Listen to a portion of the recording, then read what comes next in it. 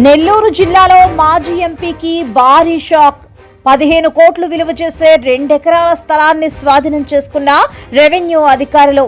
అహోబిలం మఠం స్థలంగా గుర్తింపు. 2 ఎకరాల స్థలంలో బోర్డు నాటిన రెవెన్యూ అధికారులు. నెల్లూరు రూరల్ నియోజకవర్గం పరిధిలోని జాతీయ రహదారి సాక్షి ప్రధాన కార్యాలయం పక్కన సర్వే నెంబర్ 295లో అహోబిలం మఠంకు చెందిన 2 ఎకరాల స్థలం ఉండేది. అయితే కాలక్రమేణా ఈ స్థలాన్ని ఓ మాజీ పార్లమెంటు సభ్యుడు తనకున్న అధికార బలంతో తాను సొంతం చేసుకున్నాడు.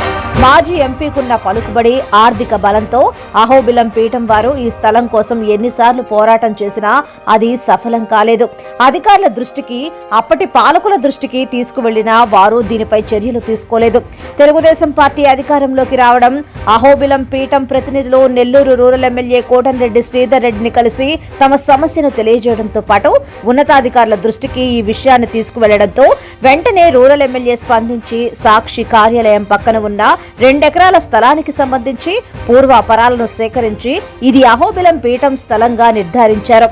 రెవెన్యూ అధికారులు కూడా ఈ అంశంపై స్పందించి 15 కోట్లు విలువ చేసే ఈ 2 ఎకరాల స్థలంలో ఈ స్థలం అహోబిలం పీఠంకు చెందిందని గురువారం బోర్డు నాటారు.